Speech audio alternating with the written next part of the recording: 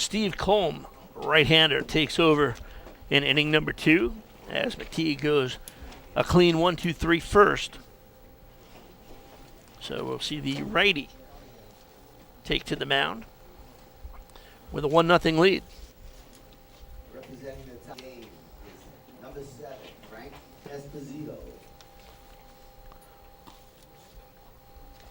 So Frank Esposito, the first baseman, Number 71 tonight. will lead things off here for the East All-Stars in inning number 2. I have to ask my partner, Mr. Cantor, where is he coming in from out of town? From Florida. Wow. Okay, there you go. I didn't realize we had a team from Florida. Now, wouldn't he have to be from like Del Rey or Boca at this point? Kings Point in Del Rey. Kings Point and Del Rey. My aunt lived there. right on My Jog Road. And there you go. First pitch to Esposito, in for a called strike, 0-1. And calm pitching, and behind the plate is Jose Martinez from the Long Island Cubs, 48 and over.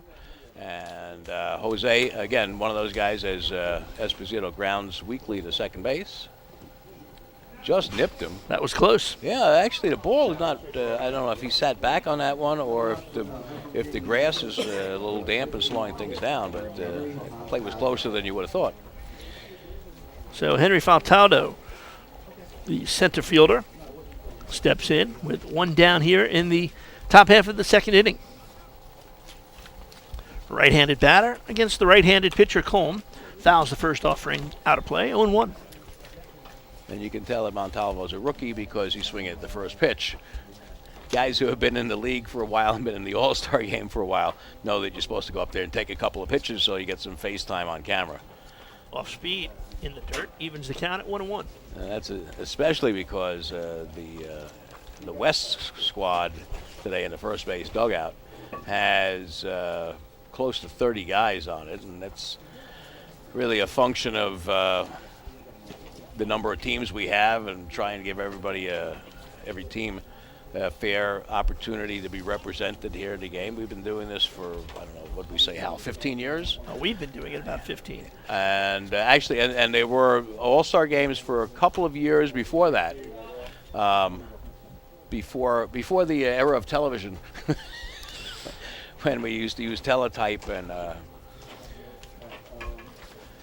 we used to do our All-Star games at St. John the Baptist, and it was just, for the guys. Now we do it for the entire world, not just local television like we used to do.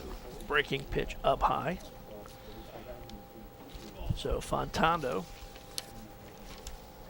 looking for a good pitch here from Steve Colm. Play him straight away. Hit on the ground in the hole between short and third into left field for a base hit. First hit for the East All-Stars as Fontaldo is on with a one-out single.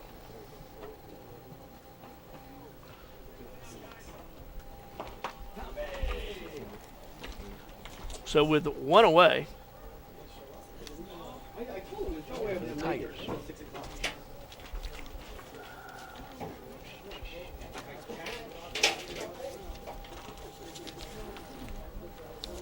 runner fakes taking off from first, pitch outside and low, 1-0.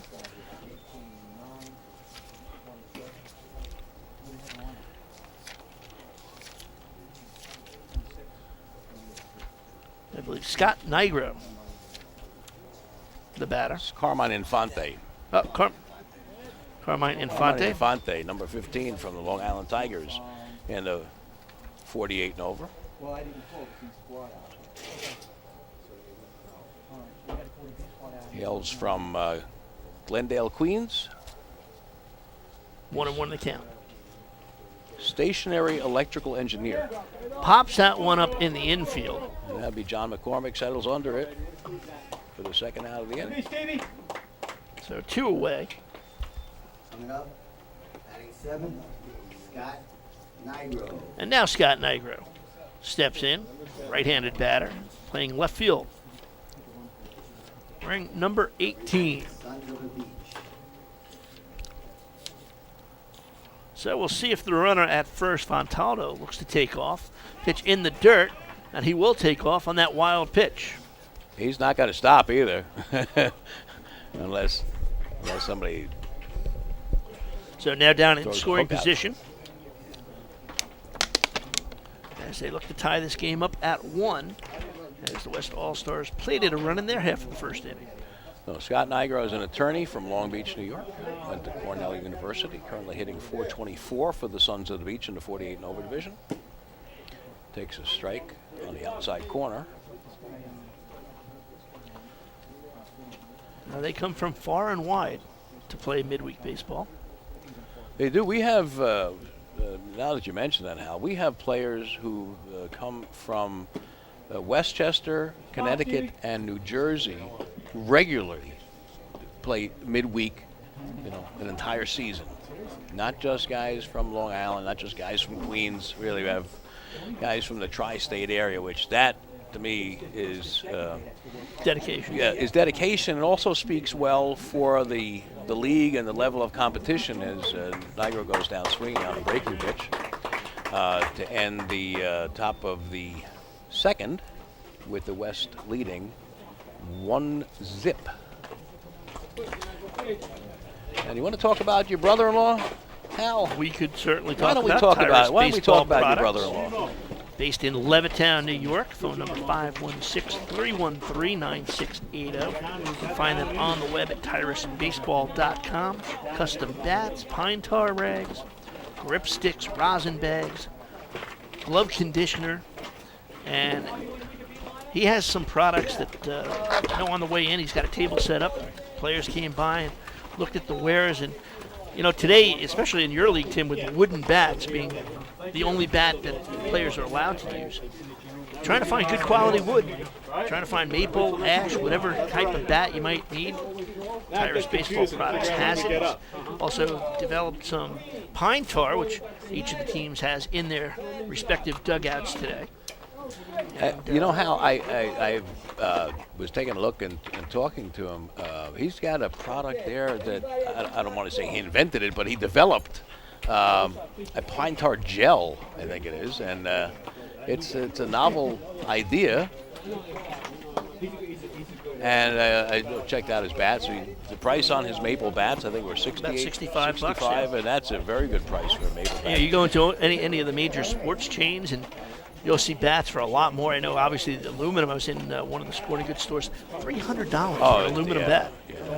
But these bats are well made. They're customized. Yeah, their they're names beautiful. branded on. In fact, he's been dealing with Cleveland Indians who've just ordered a bunch of bats. He from told me. them. He told me that he was dealing with me, and you can't use just any bat No. in Major League Baseball. It has to be approved by Major League Baseball, and that in and of itself is speaks volumes about the quality of his goods. I'm really hoping the guys get an opportunity, between innings or between games to go and check that out as Rich Mata steps in to face Bill Sozlowski. Sozlowski will be starting his second inning of work.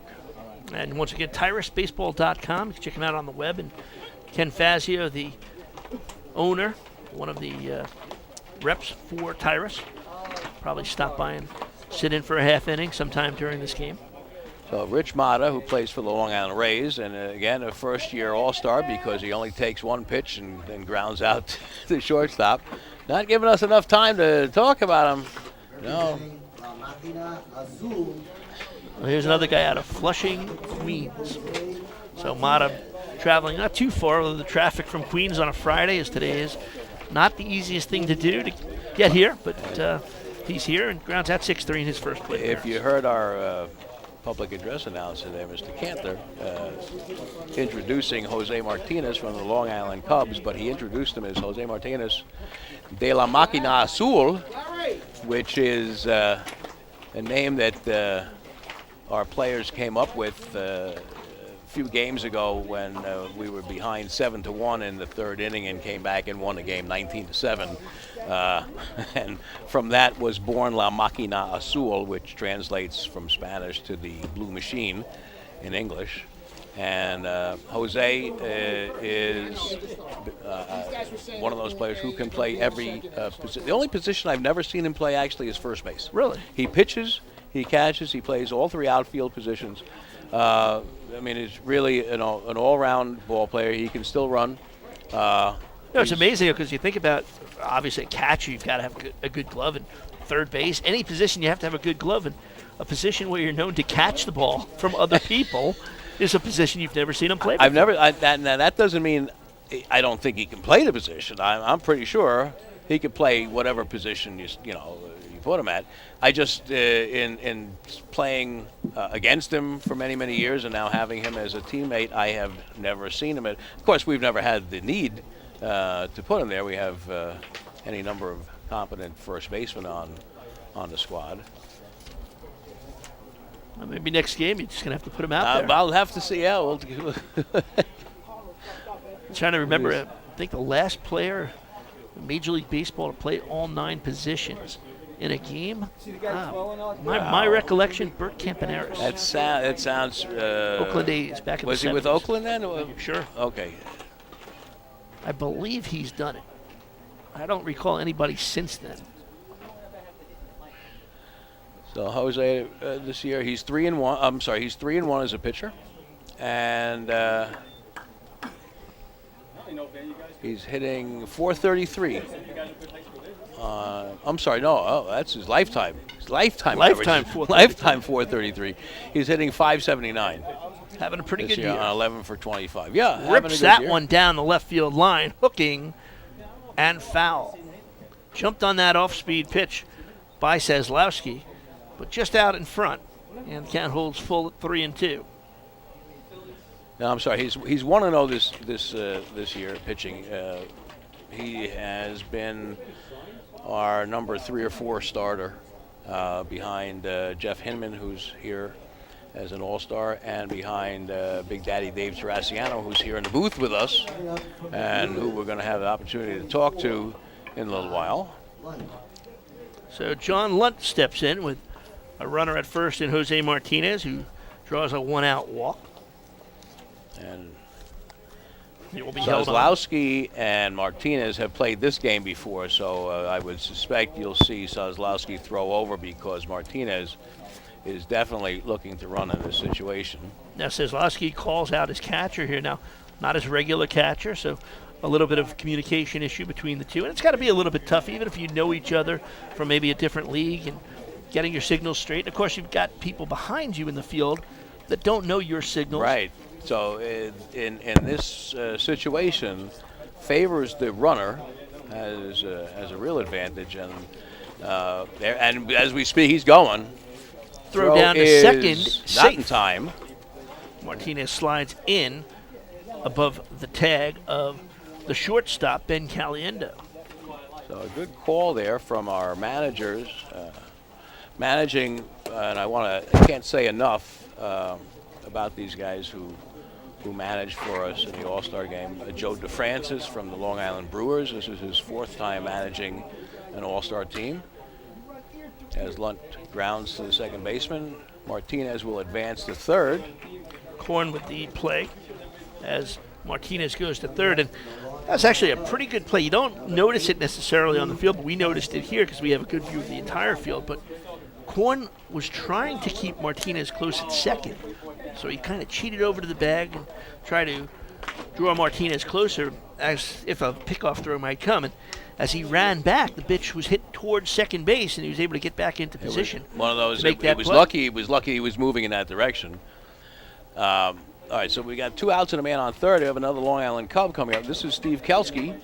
Steve is a retired school teacher, 58 years old. Steve is having a great year this year. He, in the first 3 games of the season, had 9 RBIs, wow, and including 3 triples. 3 triples in the first 3 games of the year. So he got off to a very hot start and has maintained that pace. He leads the team in RBIs, I believe. I'm going to check the stats for you in a second.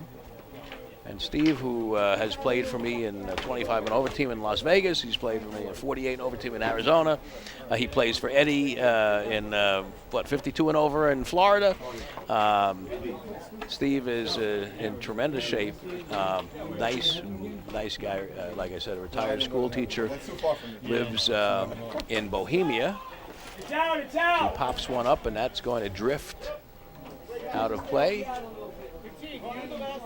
And Now 0-2. Steve Kelski is a lifetime 350 hitter and is hitting 442 for the season. And he leads the Cubs with 16 RBIs in 15 games. That's pretty good pace. Good pace. But he's in the hole at 0-2. Breaking pitch, got him looking to retire the side. And like we said, it's a breaking pitchers league, and Kelski knew it. He's pretty much no doubt about it there. So the West goes down, no runs, no hits, no errors, and one left at the end of 2 innings of play. West All-Stars lead it 1-0.